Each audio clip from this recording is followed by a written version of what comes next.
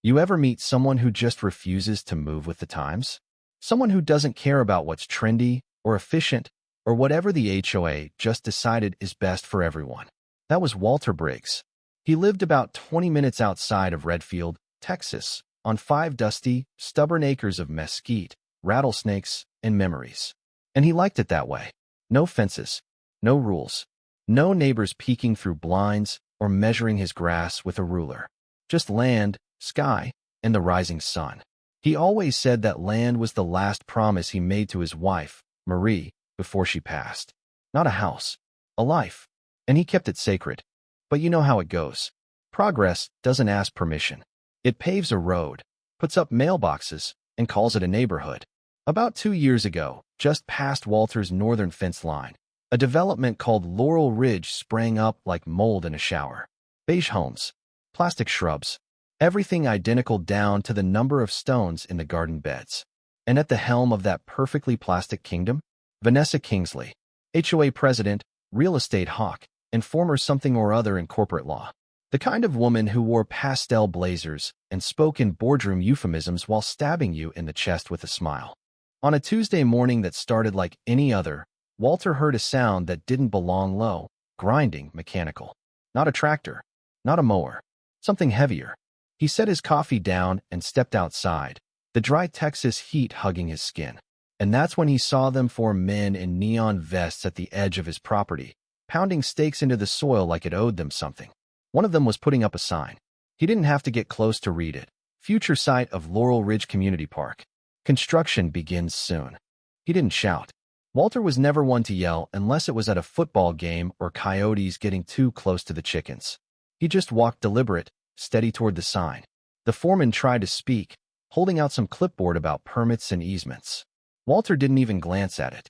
He pulled that sign up with both hands, the wood splintering under his grip, dirt flying into the wind. Then he stared straight into the man's eyes and said, "Tell Kingsley she's got 10 seconds to get off my land. Next time, I won't be so polite." They left in a hurry, tires spinning, dust choking the silence. But Walter knew that was just the opening act. The next day, he drove straight into Laurel Ridge in his old 97F 150, the one with chipped paint and a bed full of welding gear and tools. He parked that beautiful beast right in front of the HOA headquarters, a glass and steel box surrounded by flower beds, too symmetrical to be real. He carried the broken sign in, still covered in his dirt, and dropped it like a guillotine onto the receptionist's counter. "Vanessa Kingsley," he said. "Now." She came out, heels clicking, face smooth as a countertop. "Mr. Briggs, how? Quaint to see you." Walter didn't sit, didn't smile. "You want my land? That what this is?" "It's for the community," she said, using that oily voice politicians save for funerals and focus groups. "We're expanding. Parks are good for property value, and your land aligns perfectly with the plan." "It's not for sale," Walter said. "Not today. Not ever." She blinked once. "You'd be fairly compensated. Above market. A chance to retire somewhere. Civilized." Walter stepped forward, slow and steady. "My wife's buried on that hill, under the cottonwood tree. The one your survey team just trespassed next to. You think a number's gonna make me forget that? You think I'm scared of your papers and bylaws?" Vanessa's smile twitched. For a second, the boardroom mask cracked.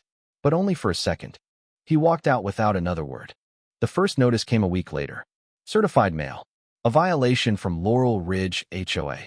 Unkempt perimeter, non-compliant vegetation. Fine, $150.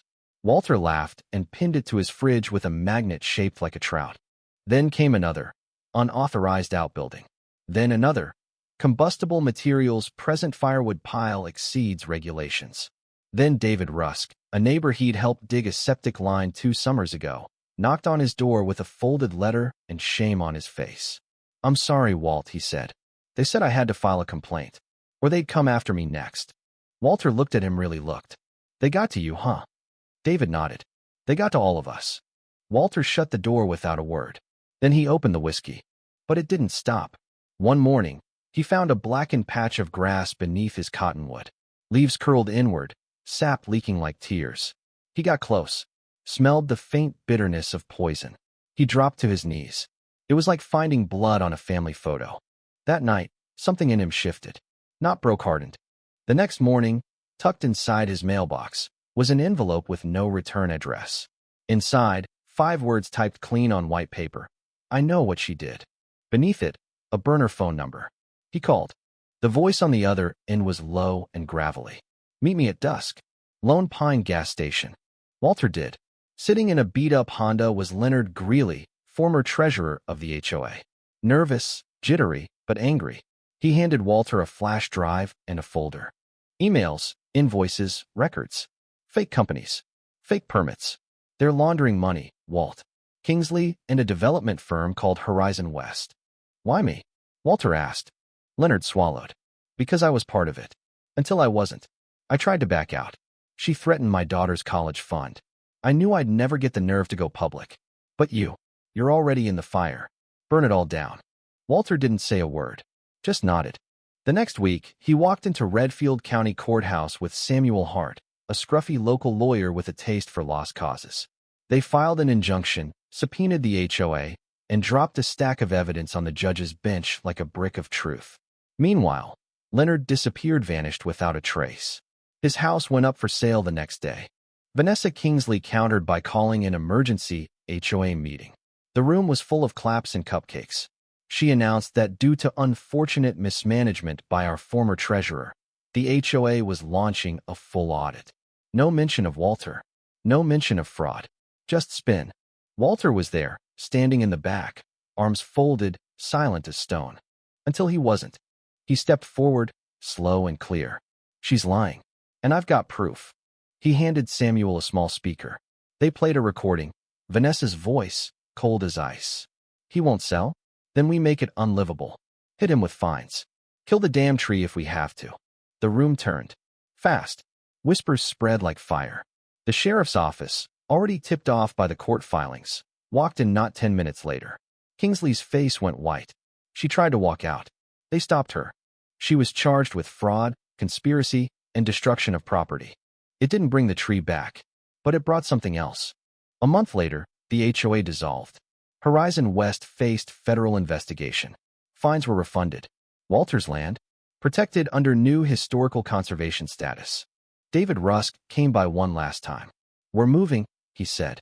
I can't stay here, but I needed to tell you I am sorry. You stood up. We didn't. Walter nodded. Make better choices where you land next.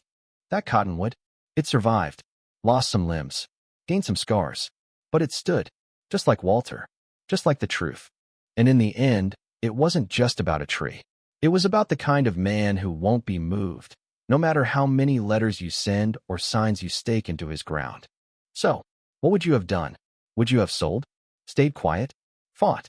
Let me know down in the comments. And hey, if you've ever had a run-in with your HOA, you're not alone.